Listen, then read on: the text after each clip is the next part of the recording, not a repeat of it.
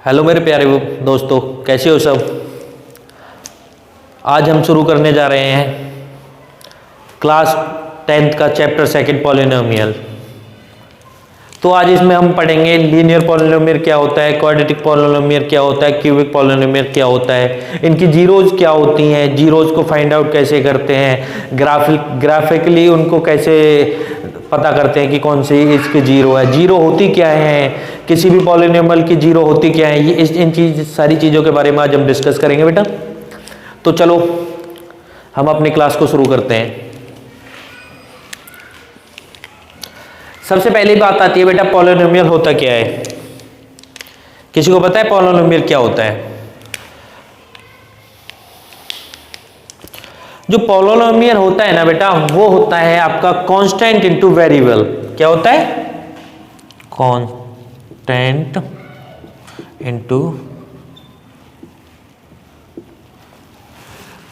Into variable, और variable की power कोई भी होल नंबर। क्या होती है बेटा? Whole number. मतलब कि ये कहना चाहता है कि यदि कोई भी कांस्टेंट, जैसे एक पॉलिनोमियल लेते हैं हम 2x, ठीक है, ये एक पॉलिनोमियल है क्योंकि यहां एक कांस्टेंट भी है बेटा, ये कांस्टेंट है, और ये आपका एक वेरिएबल भी है। ये क्या है आपका? कांस्टेंट, और ये क्या है आपका? वेरिएबल। और इसके x की पावर जो वेरिएबल होती है उसकी पावर क्या बताई हमने कि होल नंबर होनी चाहिए। तो यहां आप देख पा रहे होंगे, तो इसकी पावर कितनी है? 1। तो आपको ये चीज समझ आई कि पॉलिनोमियल की पहचान क्या है, कि वो होता है कांस्टेंट टू वेरिएबल, वेरिएबल की पावर होल नंबर। ये नहीं है कि इसकी पावर यदि आप 1/2 कर दो, x की पावर 1/2, तो ये एक आपका पॉलिनोमियल नहीं है, क्योंकि x की पावर रूट 1/2 क्या होता है? Root x। तो ये है आपकी अलजेब्रिक एक्सप्रेशन। ठीक है बेटा। अब बात आती है लीनियर पॉलिनोमियल। लीनियर पॉलिनोमियल वो पॉलिनोमियल होते हैं जिसमें हाईएस्ट पावर 1 होती है। हाईएस्ट पावर कितनी होती है? 1। जैसे कि आप एक एग्जांपल लेते हैं, कोई भी एक वेरिएबल के साथ कांस्टेंट होना चाहिए, और वेरिएबल और कांस्टेंट मल्टीप्लाई होनी चाहिए, और उसकी पावर लीनियर में कितनी होती है? होल नंबर कितना होता है? 1 होती है। जो यहाँ होल नंबर 1 है, ये 1 होना चाहिए लीनियर में। तो जैसे कि एक ये ले लिया हमने 3x + 2, ये क्या है? इसमें क्या है? हाईएस्ट पावर कितनी है बेटा? हाईएस्ट पावर 1 है ना यहाँ पे। तो ये कैसा पॉलिनोमियल है? Linear polynomial. ठीक है बेटा। इसकी जो जनरल फॉर्म होती है, वो जनरल फॉर्म होती है ax + b। क्या होती है? ax + b। ये है इसकी जनरल फॉर्म। a का मतलब a कोई भी कांस्टेंट हो सकता है, x आपका वेरिएबल है, ठीक है। उसके मतलब हाईएस्ट पावर 1 है, और प्लस में b भी कोई कांस्टेंट है। जैसे ये हमने लिया था 3x + 2। जैसे कि एक और ले लेते हैं 5y + 3, ये लीनियर पॉलिनोमियल है। ठीक है। अब बात आती है, ठीक है दोस्तों, अब बात आती है क्वाड्रेटिक पॉलिनोमियल। क्वाड्रेटिक में क्या होता है? लीनियर में तो आपने देख लिया पावर कितनी होती है? Highest power 1। अब क्वाड्रेटिक में क्या होता है? इनमें डिफरेंस क्या है? क्वाड्रेटिक में और लीनियर में एक छोटा सा डिफरेंस है। जहां इसकी पावर 1 थी, ये 1 थी ना, वहां क्वाड्रेटिक में कितनी होती है? पावर 2। जैसे कि 3x² + 2x + 1, ये आपकी क्वाड्रेटिक पॉलिनोमियल है, क्वाड्रेटिक इक्वेशन है बेटा ये। क्योंकि क्वाड्रेटिक क्यों है? क्योंकि मैंने क्या बताया, क्वाड्रेटिक में क्या होता है? हाईएस्ट पावर 2, और आपकी यहाँ पे हाईएस्ट पावर 2 है। ये रही आपकी हाईएस्ट पावर। इस वाली पूरे क्वाड्रेटिक इक्वेशन में हाईएस्ट पावर कितनी? 2 है। तो इसकी बेटा आप जनरल फॉर्म की बात करते हैं, तो जनरल फॉर्म क्या होती है इसकी? जनरल फॉर्म होती है इसकी ax² + bx + c। ये होती है इसकी जनरल फॉर्म। आया समझ बेटा? जनरल फॉर्म क्या होती है? ax² + bx + c। क्योंकि यहाँ a तो है आपका कांस्टेंट टर्म, x वेरिएबल है, और x की पावर हाईएस्ट 2, मतलब पावर 2, हाईएस्ट पावर 2 आ रही है, तो कौन सा होता है? वो क्वाड्रेटिक। यदि यही हमारी पावर, ये इसको रब कर दें, हम इतना कर दें, तो ये कौन सा बन गया? ये बन गया आपका लीनियर। bx + c लें तो ये लीनियर बन गया, क्योंकि हाईएस्ट पावर कितनी है इसकी? 1। तो क्वाड्रेटिक में कितनी हाईएस्ट पावर होती है? 2। अब बात आती है आपकी क्यूबिक में। देखो, लीनियर में 1 पावर, क्वाड्रेटिक में 2, और क्यूबिक में कितनी हो जाएगी? 3। तो जैसे एक एग्जांपल लेते हैं, 3x³ + 2x² + x + 5, ये क्या है, ये एक आपकी क्यूबिक इक्वेशन है ना, क्योंकि हाईएस्ट पावर कितनी है यहाँ पे 3, तो यही बोलता है कि क्यूबिक पॉलिनोमियल में हाईएस्ट पावर 3 होती है। तो इसकी जर्नल फॉर्म क्या होगी, इसकी जर्नल फॉर्म होगी a x cube plus b x square plus c x plus d, ये इसकी आपकी क्या होगी जर्नल फॉर्म। ये चीज समझ आई। जो ये पावर्स होती है ना किसी भी पॉलिनोमियल की, जो पावर्स होती है वो क्या क्या कहलाती है, उनको बोलते हैं हम डिग्री। इस किसी भी इक्वेशन की डिग्री निकालनी हो तो वो आपने छोटी क्लासों में पढ़ा होगा, डिग्री फाइंड आउट करना है कि जैसे आपको ये इक्वेशन दे दी, इसकी डिग्री पता करनी है। डिग्री क्या होती है, डिग्री होती है जो हाईएस्ट पावर होती है। डिग्री क्या होती है, हाईएस्ट पावर। हाईएस्ट पावर कितनी है यहाँ पे 2, तो इसकी डिग्री कितनी हो गई 2। इसीलिए ऐसे ही हम यहाँ पूछने लगे कि इसकी डिग्री कितनी है, तो इसकी डिग्री कितनी है 3, क्योंकि हाईएस्ट, ऐसे तो पावर तो 2 भी है, बट क्या बोलते हैं डिग्री क्या होता है हाईएस्ट पावर। हाईएस्ट पावर कितनी है 3। ये चीज क्लियर हुई बेटा। अब तक ये चीज हमें समझ आ गई कि लीनियर पॉलिनोमियल क्या होता है, क्वाड्रेटिक क्या होता है और क्यूबिक क्या होता है। अब हम बात करेंगे जीरो निकालना, इसका जीरो क्या होता है। जीरो के ऊपर चलते हैं, चलो आगे चलते हैं। जीरो, जीरो क्या होता है।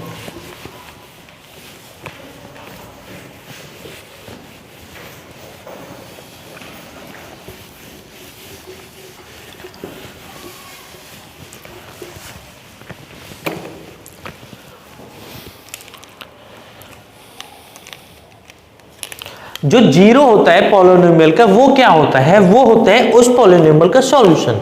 जैसे आपको एक इक्वेशन दे दी, लीनियर इक्वेशन ही लेते हैं पहले, ये ले लिया हमने 4x + 3, ठीक है। तो इसमें ना इसका जीरो निकालना है, जीरो फाइंड आउट करना है कि इसका जो सॉल्यूशन है, जो ये जो पूरा इक्वेशन है, इसका सॉल्यूशन किसके बराबर होना चाहिए, जीरो। ऐसी x की वैल्यू निकालनी है, वही तो इसका सॉल्यूशन होगा कि जीरो आई है। तो इसका कैसे क्या निकलेगा, इसको क्या करते हैं हम, इसको पूरे को क्या मान लेते हैं px, ऐसे ही करते थे पहले, देख पढ़े होंगे आपने 3। इसमें क्या करते थे, p की ऐसी वैल्यू रखनी है जहां पे ये पूरा क्या आ जाए जीरो, तो यही करते थे। p की ऐसी वैल्यू यहाँ जीरो है, तो क्या करते थे, पहले क्या करते थे p1 निकालते थे, तो इसमें 1 रखते थे, 4 + 3 ये आ गया 7, ये नहीं हुआ, फिर रखेंगे p की 2 रखते थे, फिर 4 × 2 8 + 3 11, ऐसे करते थे। p3 पुट करते थे, 12 + 3 15, ऐसे आते जाते थे। जैसे p1 निकालना पहले आपने पढ़ा होगा 7th क्लास में, 8th में, p2 निकालना, p3, ऐसे करते थे बेटा। इक्वेशन अलजेब्रिक के एक्सप्रेशन में पढ़ा होगा। अब क्या है, इसका सॉल्यूशन निकालना है, जीरो ये निकालनी है कि इसका ये जो आपकी इक्वेशन है, इसमें x की ऐसी वैल्यू बताओ, ये x की जगह ऐसी बताओ कि ये पूरा जीरो आ जाए। वो क्या होती है आपकी लीनियर इक्वेशन, लीनियर पॉलिनोमियल की जीरो। तो इसको क्या करेंगे,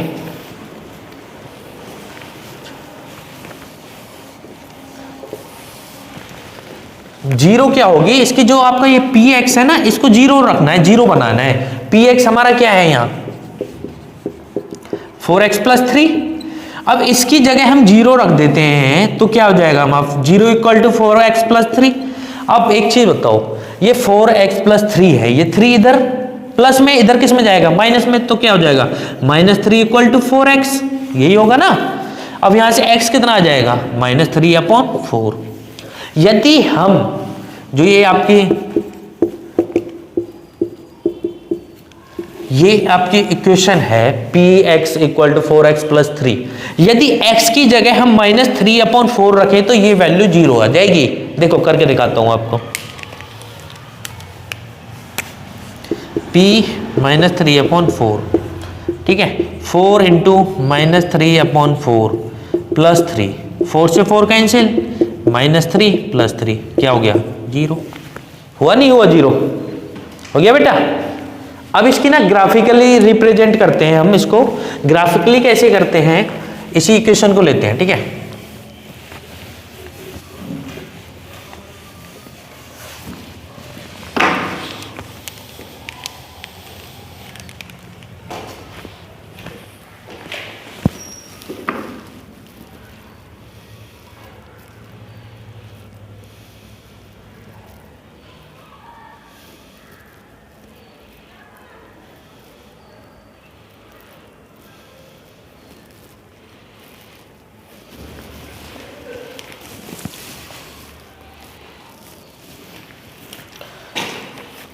देखो आपने ग्राफ देखा होगा, उसमें एक एक्स एक्सिस होता है, एक वाई एक्सिस। ये एक्स होता है, ये आपका वाई होता है, ये माइनस वाई होता है, ये माइनस एक्स, यही होता है।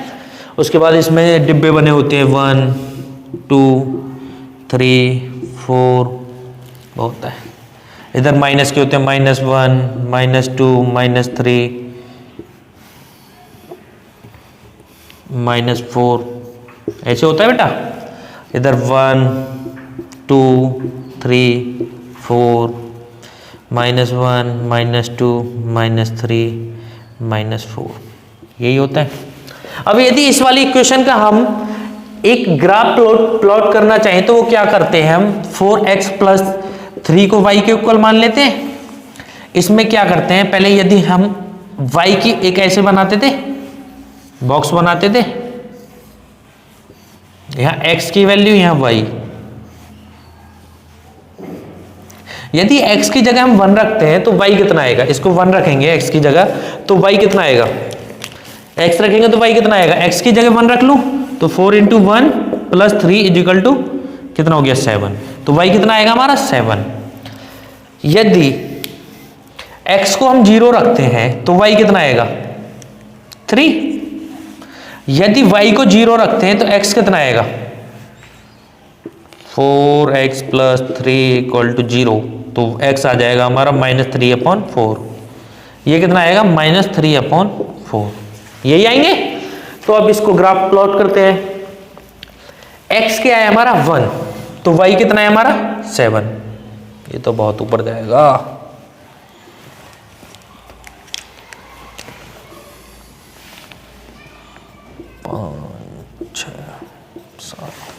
x 1 है तो y कितना आएगा हमारा 7, यहां कहीं पॉइंट आएगा, ठीक है। x हमारा 0 तो y कितना आएगा 3, ये वाला पॉइंट आ गया, ठीक है। यदि हमारा y 0 है, तो x कितना आएगा -3/4। 3/4 क्या होगा, डिवाइड करो 3 को 4 से,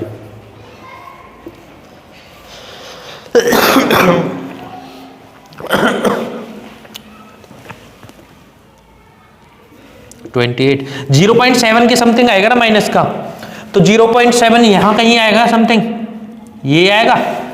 तो हमारा ग्राफ कैसे बनेगा बेटा, एक स्ट्रेट लाइन बनेगी ऐसे,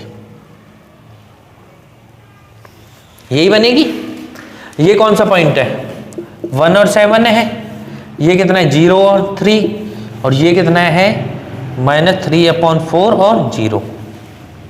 जो इसका 0 होता है ना बेटा, किसी भी स्ट्रेट लाइन का 0, किसी भी इक्वेशन का 0 होता है, वो क्या होता है, जो x की 0 वैल्यू पे y कितना आ रहा है, जो ये है ना, ये है इस इक्वेशन का 0। इस इक्वेशन का 0 क्या है, जो y हमारा 0, जहां हमारा y 0 है वहां x की वैल्यू कितनी आ रही है, वो क्या है इसका 0। तो एक चीज बताओ, इसका 0 कितना होगा -3/4, और आपको मैंने इसको वैसे सॉल्व करके भी दिखाया था, ये करके 4x + 3 = 0, यहां से x कितना आया था हमारा, यही आया था ना। तो इसका मतलब क्या है, या तो आप ग्राफ से निकालो या इस इक्वेशन को सॉल्व करके निकालो, 0 आपका वही सेम रहेगा, यूनिक रहेगा, ठीक है बेटा। एक चीज और, यदि आपकी लीनियर इक्वेशन है तो वो जो आपका ये x एक्सिस है ना, इसको एक बार कट करेगी, एक बार इंटरसेक्ट करेगी। जैसे यहां वाले इन दोनों पॉइंट इस वाले पॉइंट पे इन दोनों लाइनों ने इंटरसेक्ट किया है, और कभी कहीं नहीं करेगी। ये चीज लिख लो, लीनियर इक्वेशन में कितने वाली होती है 1 बार, एक बार इंटरसेक्ट करती है बेटा, ये चीज समझ आई। और हमेशा लीनियर इक्वेशन के कितने 0 होते हैं 1, लीनियर इक्वेशन के कितने 0 होते हैं 1, ठीक है। अब बात आती है, ये चीज समझ आई, चलो नोट डाउन।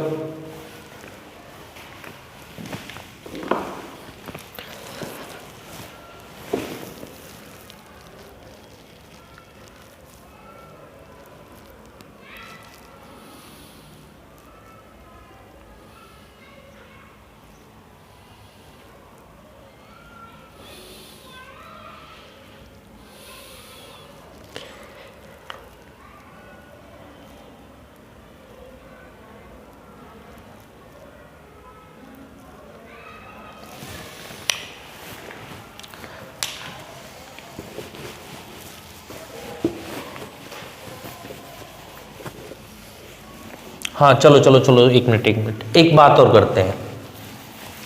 आपकी लीनियर इक्वेशन की जनरल फॉर्म क्या होती है? ए एक्स प्लस बी, यही होती है। यहां जो आपकी जीरो होती है ना, वो क्या होती है? ये होती है आपकी माइनस बी अपॉन ए। क्या? माइनस बी अपॉन ए। अभी हमने इस वाली, इससे देखते हैं, इससे क्या आई थी हमारी? -3/4 आई थी। इक्वेशन को सॉल्व करके क्या आई थी हमारी? यहां से -3/4 आई थी एक्स की वैल्यू। तो अब इससे देखते हैं कि इससे भी जीरो आपकी ये आती है नहीं आती? जीरो कितनी इक्वेशन क्या आती? 4x + 3, यही थी। इसमें क्या है, इससे कंपेयर करें, इन दोनों को कंपेयर करें बेटा, इन दोनों को कंपेयर करेंगे तो a कितना है हमारा यहां से 4, b कितना है हमारा 3। अब इसमें रखेंगे जीरो, क्या बताया मैंने? -b/a होता है। तो ये कितना होगा? -b कितना है 3, a कितना है 4। यहां से भी क्या आई? -3/4। यदि आपको जीरो निकालनी, या तो यहां से निकाल लो, या ग्राफ से निकाल लो, या इक्वेशन को सॉल्व करके निकाल लो। आई बेटा समझ? क्लियर ये चीज सबको?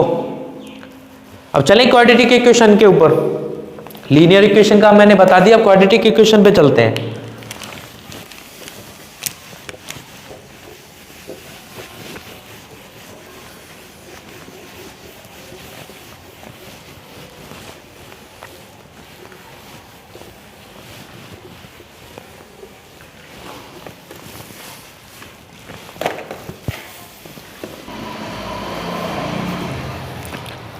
देखो अब बात करते हैं क्वाड्रेटिक इक्वेशन की। अभी तक हमने लीनियर इक्वेशन का पढ़ा कि उसका क्या होता था? -b/a, जीरो निकालने का। अब क्वाड्रेटिक की बात आती है तो क्वाड्रेटिक में जीरो कितने निकलेंगे? आपके 2 जीरो निकलेंगी। ये चीज मैंने आपको स्टार्टिंग में बताई थी। तो इसमें एक क्वाड्रेटिक इक्वेशन लेते हैं हम। जैसे हमने एक क्वाड्रेटिक इक्वेशन ले ली 3x² + 5x - 2, ठीक है। ये आपने इक्वेशन ले ली, तो इसके जीरो निकालेंगे तो ये क्या होगा? इसको इससे मल्टीप्लाई करेंगे 6 -6, इसकी फैक्टर करेंगे 6 और 1, ठीक है। 6 1 माइनस, ठीक है। तो ये कितना होगा? 3x² + 6x - x - 2, ठीक है। अब इसमें से 3x कॉमन निकाल देंगे तो ये कितना होगा? 3x कॉमन निकलेगा तो x + 2, यहां से -1 कॉमन ले लेंगे तो ये बचेगा x + 2। तो ये कितने हो गए? 3x - 1 और x + 2, यही हुए ना। एक बार इसको जीरो के बराबर रखेंगे तो ये इसको जीरो के बराबर रखेंगे तो क्या आएगा? x कितना आएगा हमारा? x आएगा आपका 1/3। एक बार इसको जीरो के बराबर रखेंगे x + 2 = 0, तो x कितना आएगा? -2, ठीक है। तो जो इसकी ग्राफिकली रिप्रेजेंट होगा वो इस प्रकार होगा 1 2 3 4, 1 2 3 4, x एक्सिस ये y, ये -x और ये आपका -y। ये होगा -1 -2 -3 -1 -2 -3 -4। एक बार तो आपकी x y की जीरो है तो कितने पे जाएगा? 1/3। 1/3 का मतलब क्या है? 1/3 कितना होता है? 0.33, मतलब समथिंग समथिंग यहां कहीं आएगा 0.33। कहां आएगा? यहां आएगा 0.33। 1/3 यहीं तो आएगा। और एक बार क्या आएगा? -2। एक बार ये वाला पॉइंट यहां कट करेगा। एक तो हो गया ये -2 और 0, एक ये कितना होगा? -1/3 और 0। तो जो इसका ग्राफ बनता है ना क्वाड्रेटिक इक्वेशन का, वो कुछ इस प्रकार बनता है, ऐसे पैराबोला साइज में। क्या बनता है? पैराबोला बनता है। अब इसके रिलेशन के बारे में बात करते हैं। जीरो का रिलेशन, जैसे हम इस वाले जीरो को मान लेते हैं, एक जीरो को मान लेते हैं अल्फा। अल्फा कितना आया? 1/3। और एक मानते हैं बीटा। बीटा कितना आया बेटा? -2। ये दो हमारे जीरो आए हैं। तो इसमें क्या होता है? एक रिलेशन है आपका जीरो के बीच में।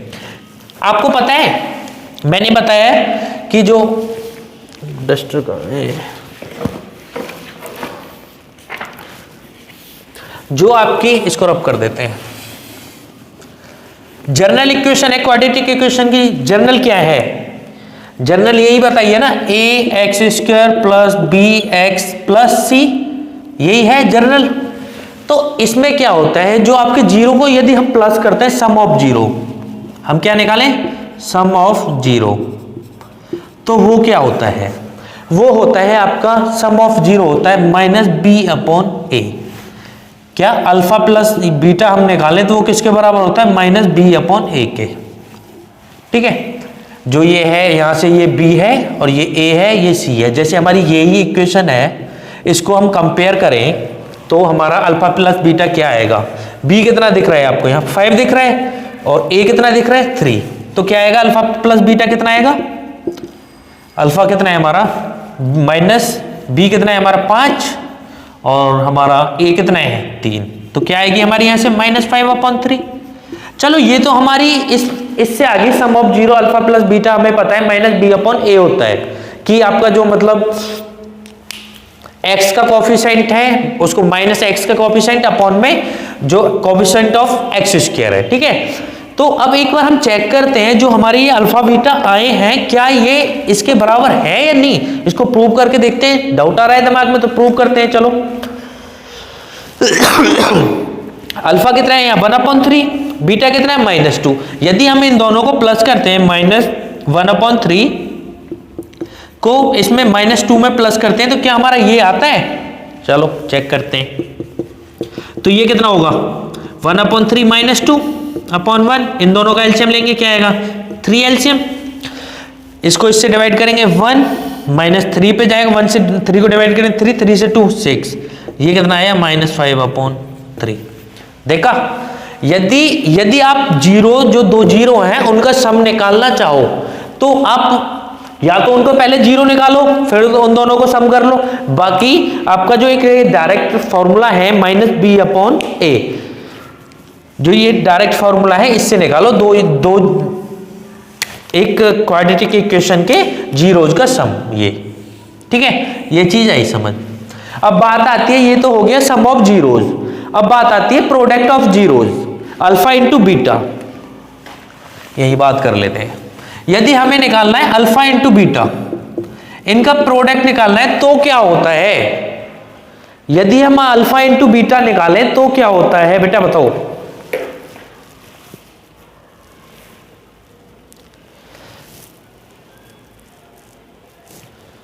अल्फा इंटू बीटा क्या होता है, वो होता है आपका C/A। C क्या है यहाँ पे एक कांस्टेंट टर्म, A कितनी है आपकी 9 नहीं है, A है A क्या है आपकी, जो आपकी एक्स स्क्वायर के साथ जो कांस्टेंट टर्म है वो क्या है A। तो हम निकालते हैं यहीं से अल्फा बीटा निकालते हैं, अल्फा इंटू बीटा, यहां से C कितना है -2, कितना है -2, A कितना है यहां से 3, तो आपका इन दोनों को प्रोडक्ट कितना हो गया -2/3। अब जो आपकी ये जीरो अल्फा और बीटा की वैल्यू आई है इनको हम एक बार चेक कर लें कि इन दोनों का प्रोडक्ट इसके बराबर आता है नहीं आता। तो अल्फा बीटा का हम यदि प्रोडक्ट निकालें तो कितनी है, अल्फा कितना है आपका 1/3, बीटा कितना है -2, यही है। इन दोनों को मल्टीप्लाई कराओगे तो क्या आएगा -2/3, यही हमारा यहां से आया था। आई चीज समझ, तो आप ये चीज दोनों लिख लो। एक तो आपकी ये हो गई,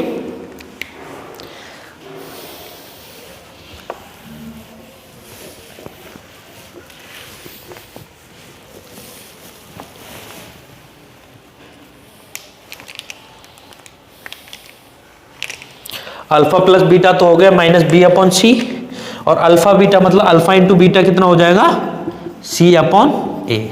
ये चीज, इन चीजों पे एक्सरसाइज 2.2 में क्वेश्चन जो है वो इसी पे बेस है, इन दोनों पे। ठीक है, तो अब चलते हैं आपकी एक्सरसाइज 2.1 की तरफ। ये तो आपका इसका इंट्रोडक्शन। ठीक है, अब एक्सरसाइज की तरफ चलते हैं।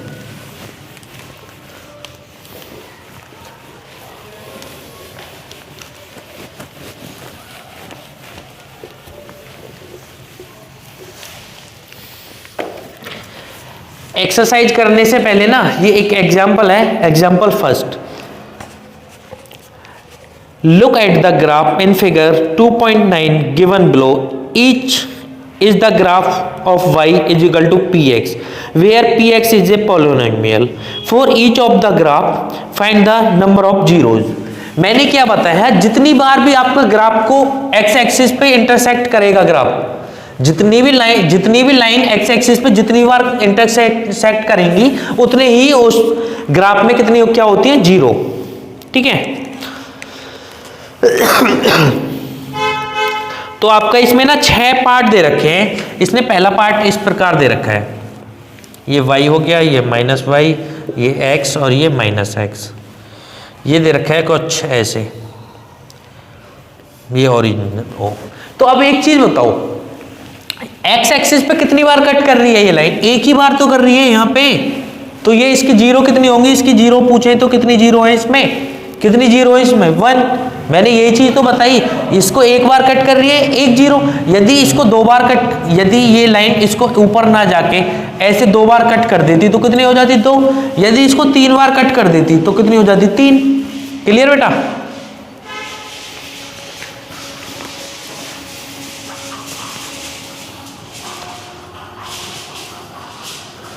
ये कैसे है? ऐसे। ठीक है, ये एग्जाम्पल नंबर फर्स्ट का फर्स्ट पार्ट।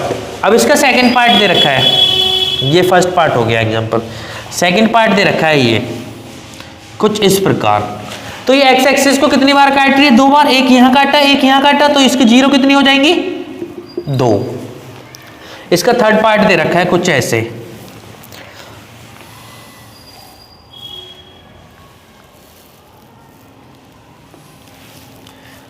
कुछ ऐसे दे रखा है। तो एक्स एक्सिस ये है ना बेटा, -x, ये x, इसको कितनी बार काटा? 1 बार, 1 2 और 3, तो इसको 0 कितनी होंगी? 3। ये दे रखा है फोर्थ पार्ट इसका, कुछ ऐसे लाइन दे रखी है। तो एक्स एक्सिस को कितनी बार काटा? 1, तो 0 कितनी हो गई? 1। ये कुछ ऐसे दे रखा है, ये टच होके जा रहा है ना, जो टच इंटरसेक्ट कर रहे हैं उसको ही हम बोलते हैं, जो ये बोला नहीं मैंने, कट नहीं, इसको इंटरसेक्ट। जहां इंटरसेक्ट कर रही है, कितनी बार इंटरसेक्ट कर रही है, तो इसमें कितनी बार कर रही है? 1 बार, तो 0 1 हो गई। इसका लास्ट दे रखा है कुछ, ये तो ज्यादा ही ऐसे ऐसे ऐसे ऐसे। अब देखो इसमें कितनी बार इंटरसेक्ट कर रही है? 1 2 3 4, तो 0 कितनी हो गई इसकी? 4। हुआ क्लियर? अब चलते हैं एक्सरसाइज 1.1 सॉरी 2.1 की तरफ। ऐसे 2.1 में क्वेश्चंस दे रखे हैं, उनमें ये ही चीज पूछी है कि इसमें बताओ, ये ग्राफ दे रखे हैं, इनमें 0 कितनी है? आप देखते ही उड़ा दोगे इन्हें। तो अब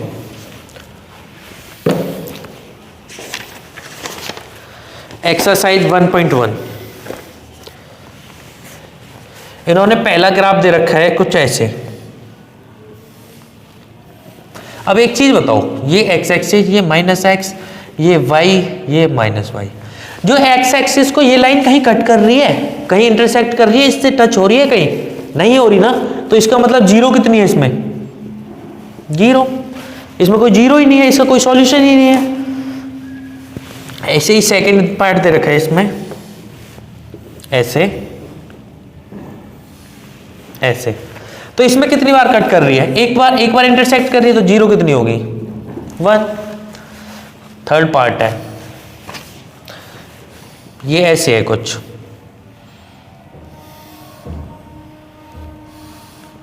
इसमें कितनी बार कट कर रही है इंटरसेक्ट? 1 2 3, तो 0 कितनी होगी? 3।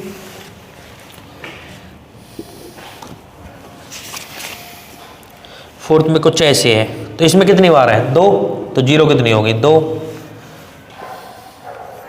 फिफ्थ कौन सा है?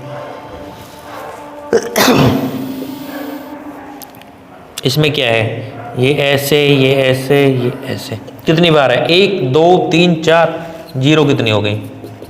4। ये देखो लास्ट वाला, इसका सिक्स्थ पार्ट, ऐसे ऐसे ऐसे ऐसे।